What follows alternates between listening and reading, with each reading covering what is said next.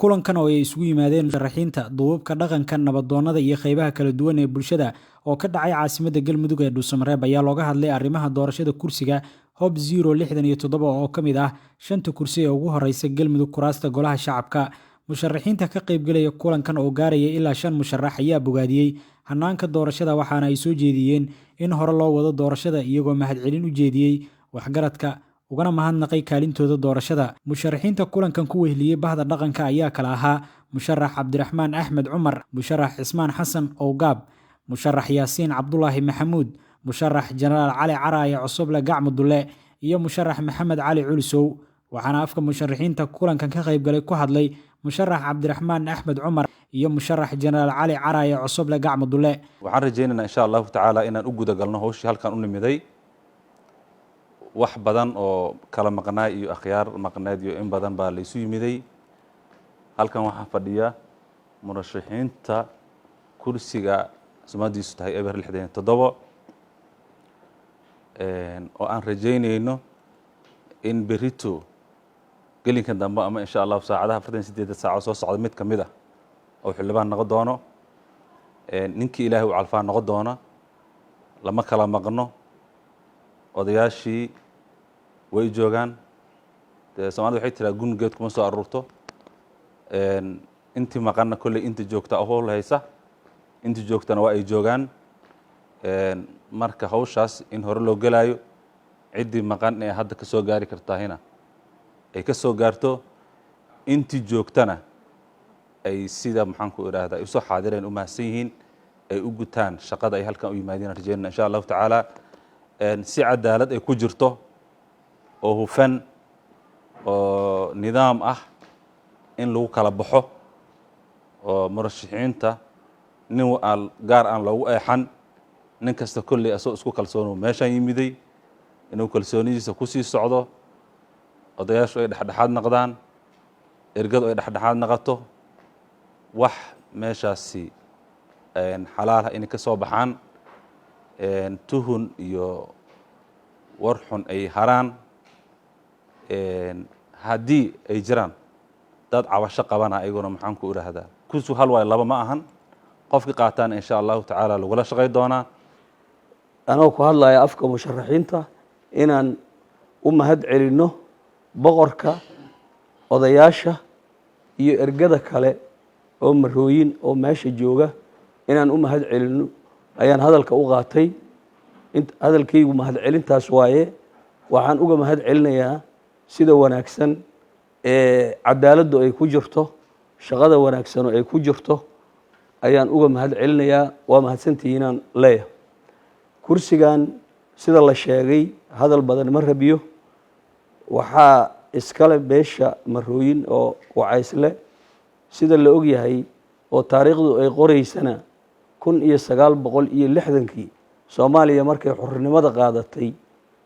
ayuu ka soo bilowday waa la og yahay dadkii ugu horeeyay ee ku abtirsada magacan marooyin ee qaatay ee uu ku soo bilowday waa la og yahay oo dadka Soomaaliyeed oo dhan waa yaqaaniin Cali Geedi Shadoor Allahu raxmade ayuu ka soo bilowday 68dii Cali Geedi Shadoor iyo Isaaq Iidu Raage ayaa noqday waxaa ka dambeeyay oo ku xigay boqorka oo meesha fadhiya oo 8 sanadood noqday isaguna waxaa ka dambeeyay xildhibaan Cadow Cali Gees oo hadda ninkii ugu dambeeyay ahaa oo isaguna hayay muddooyinka ugu dambeeyay dadka waxaa laga yaabaa meelahan facebookyadan waxaan marmar ku arkaydo ay dad ay dhahayaan war meesha waxba siiya meeshan kursigan waxba ka jira marka waxaan rabaa inaan halkan ka cadeeyo inaan meesha aysan waxba ka jirin taariikhduna ay tahay sida aan sheegay ay weligeed soo ahayd dadka Soomaaliyeed oo dhammaan waa yaqaaniin haddii ay wax ka bedelan yihiin sida aan sheegana dadka Soomaaliyeed oo dadkan yaqiin taariikhdana la socda ayaa beeri doona dhanka kale boqor Cabdulaahi Geedi Shadoor oo ugu sareeya dhaqanka beesha kursigan leh ayaa soo jeediyay in hore loo wado doorashada kursiga Hob 067 oo uu sheegay in dhaqanku marqaati ka yahay in musharaxiinta ku wada qanceen hanaanka wax u socdaan kursiga nimanka magacooda la yiraahdo marooyin ma ku qoraya la yiri alla dhihi jiray horena waa loo dhihi jiray haddana waa la yidhah saakay nimankii ku tilmaanaay dadkii ka yimid isu yimid waa iswareystay waxaa ugu dambeeyey oo hadda noo yimid laba nin oo musharaxeed saddexna waa ka soo horeysay raggaanu hadduu isu yimid shantii musharaxaan maaniniyo meel tagtiin soo taliya noo soo taliya waa fadhiisteen go-aamay gaareen hawsha waxay noqotay subaxan in hore laga bilaabo ama laga wadaba oo habkii dariiqii lagu wadi raba lagu wado shantoodina waa kuwa inta fadhiya labana waa ka maqan tahay wax musharax ahay dadkii odayaashiisii iyo dhaqankiisii na waa kuwan iyo aqoon-yahankiisii inta kaleeto oo ergada ahaydna waa noo fadhidaa ergadiioo noo fadhida odayaalkii iyo musharaxiyo noo fadhiya intaasaan diyaar ku nahay ciddaan haddaad aragtiin dhalinta u joogto oo ugu badan ugu dhalin badan dhaqankana ugu horeysa haddaan inta nool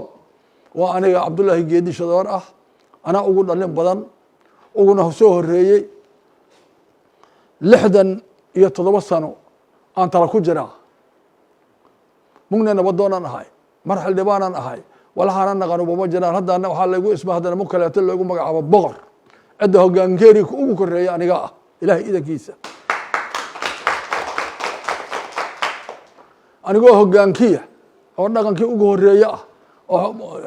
u ahaa jiray nabadoonna u ahay xildhibaanna uu soo noqday 8 sano